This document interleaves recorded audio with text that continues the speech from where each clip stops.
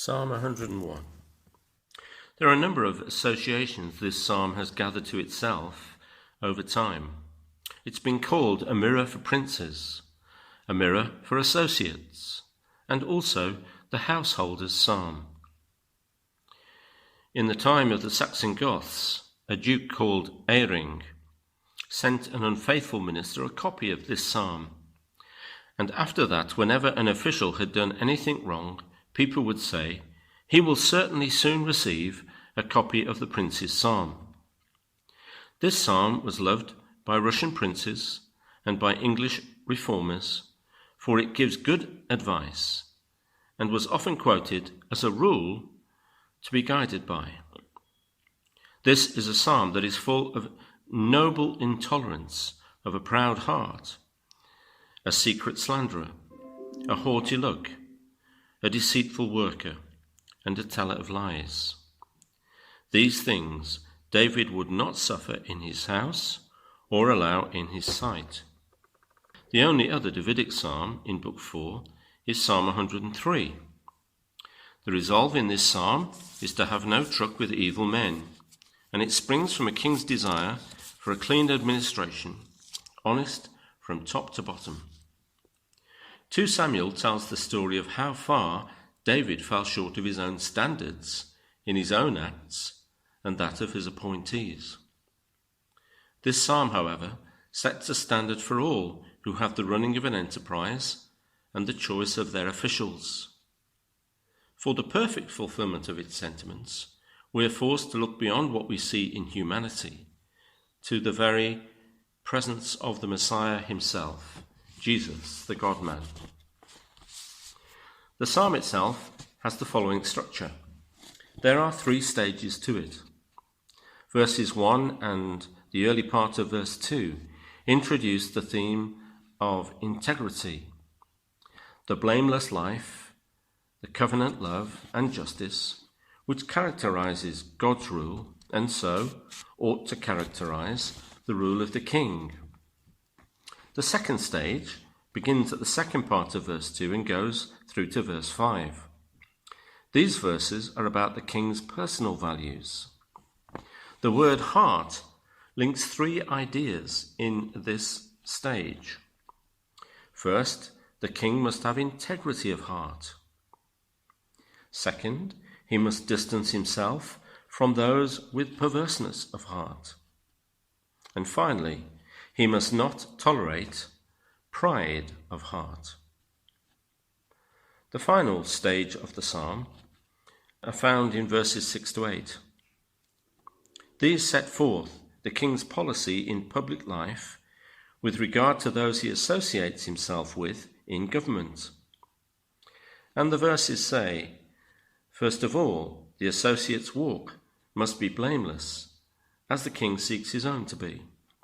Secondly, the associate is pictured as a justice of the realm, looking to the king as chief justice.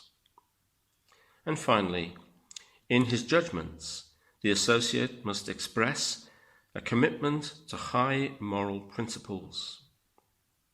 So those are the 3 stages. Let's begin with stage 1. Verse 1. Loyalty and justice define the chief concerns of a king, as loyalty, chesed, draws attention to the covenant love of God, which binds king and people together. Their first loyalty must be to God, and then to each other. Justice speaks of a ruler's private and primary duty to his people. He must punish those who do wrong and praise those who do right. See 1 Peter chapter 2, verse 14. Micah 6, verse 8 shows the interplay between these 2 ideals.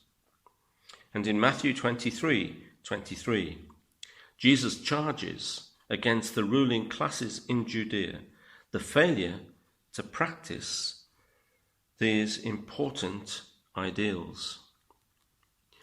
Some would translate loyalty and justice as mercy and judgment, or grace and right. And this psalm sees these as essential attributes of good governance,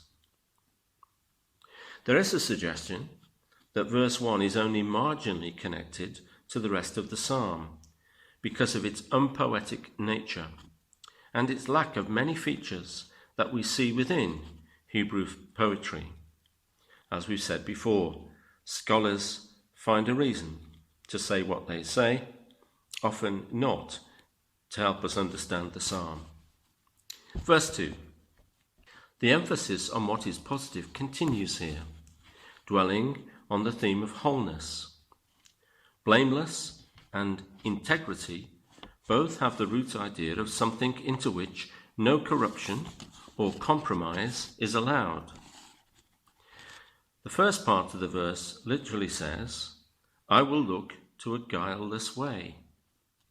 The word look is similar to maskil, something that we heard about previously in the Psalms, and shows how caution and wisdom arise from looking. It was once said, I think, of Tony Blair, that his refusal to look at history was a real mistake, and I think this is a similar idea. Look to a guileless way.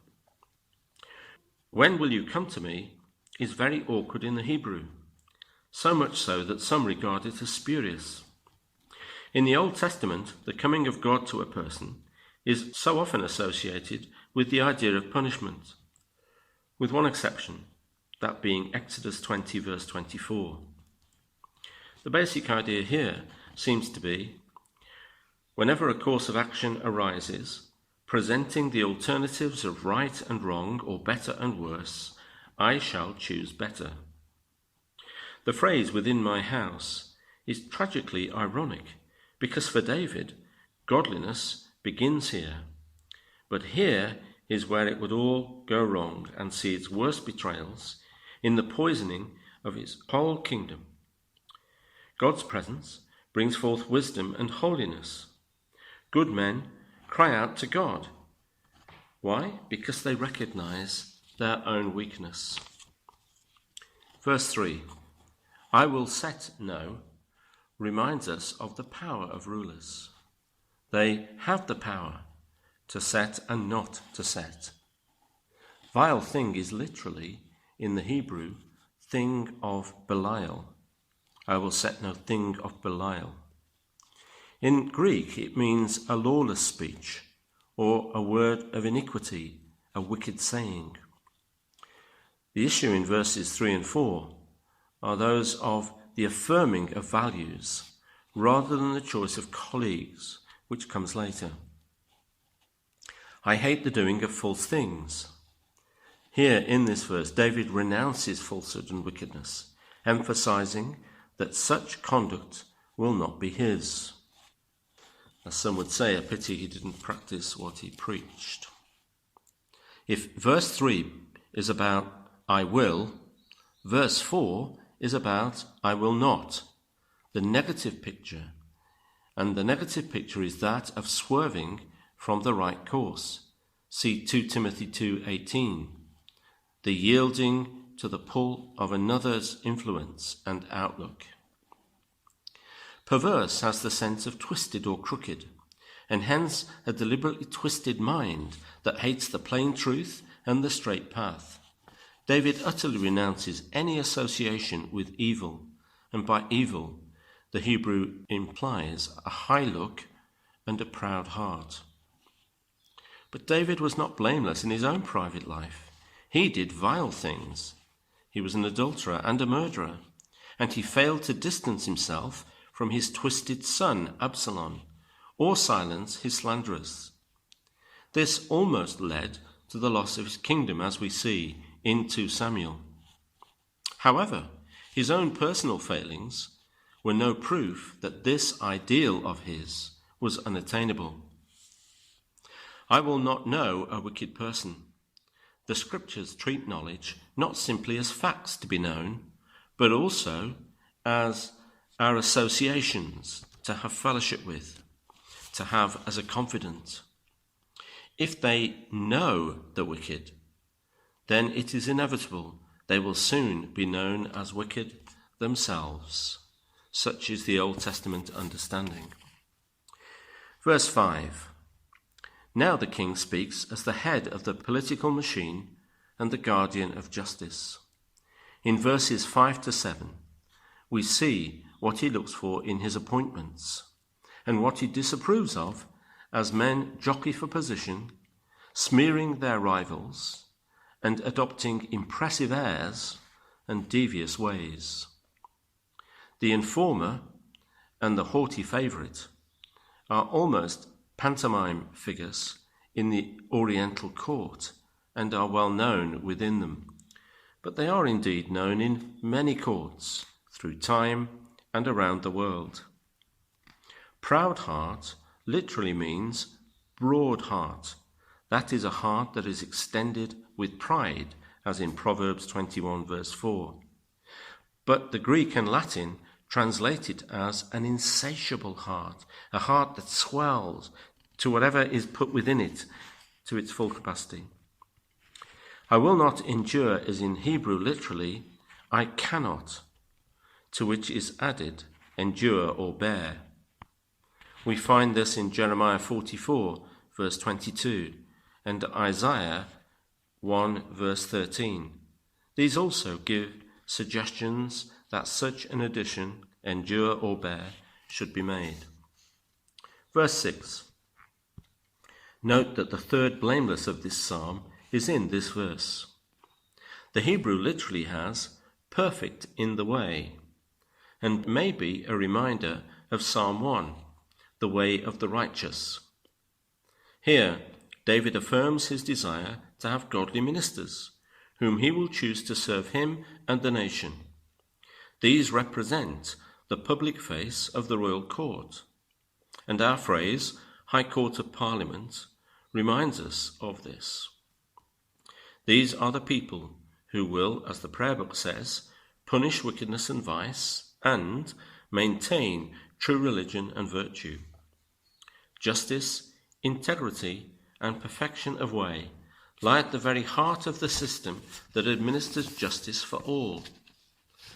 David says, choose those who work for you by their piety rather than their cleverness. A faithful servant is a treasure. Moving on to verse 7. The king and his officials need to see that good judgment springs from the character of the individuals in the system. However, David cannot stand self-importance, deceit, and lies, for they distort the truth, making truth falsehood and falsehood truth. It's interesting to note that the Old Testament concept of Satan has him as the father of deceit and lies, with falsehood at the very centre of his character. Stand in my presence has the idea in Hebrew of being established in my sight. The picture here is one who stands as a courtier in David's court. A similar idea is found in Homer, where Homer writes, hateful to me as gates of hell is he, who hides one thing within his mind and speaks another. Here David is asserting that the righteousness which directs the life of the people must also govern the heart of its leaders. Private lives, says David, have a massive impact upon public duties. We know that grace makes a man truthful and creates within him an utter horror of every kind of falsehood. It also reminds him of his own weakness and the need to be dependent on Christ. Verse 8. Hebrew opens this verse with, in the morning, and this refers to the tradition in the Middle East of holding courts of law in the early morning. You can find this in Jeremiah 20 verse 20 and 2 Samuel 20 verse 2, and also in Luke 22 verse 66 and John 18 verse 28. The king and his officials, says the psalmist, will not be dilatory judges whose citizens despair of a hearing, but he will be another Moses, whom Jethro had to dissuade from hearing cases from morning till evening. The quote for that is Exodus 18, verses 31 and following. It is ironic that Absalom stole the heart of the people by intercepting them morning by morning with the tale that no court was in session. 2 Samuel 15, verses 1 to 6. It may be that this was a lie, but it could also have been plausible and may suggest that much of David's resolve and early fire had cooled by this time. City of the Lord is that which is mentioned in Psalms 44, verse 4, and 48, verse 2 and 8. Here, it has the real sense that the city that bears the name of the Lord must also bear his character. Undue leniency to the bad is unkindness to the good. Honourable offices invite serious responsibilities. Looking at the psalm as a whole, in Psalm 101, the failure of the Davidic kings to live up to the ideals within it perhaps point to a future king, as Isaiah and elsewhere in the Psalms gives evidence to. A son of David, yet to be born, who would be him of whom it was said, he has done everything well. One day, this son of David will judge not only Israel, but the whole world with justice. We see that in Mark chapter 7, verse 37, and Acts 17, verse 31. Thankfully, the shadow of David's failure, which is thrown on this psalm by the events of his history, is not the final word. In Christ, the Son of David, its ideals would and will be fulfilled. The principles and virtues espoused in these psalms should regulate not only kingdoms, but also all households.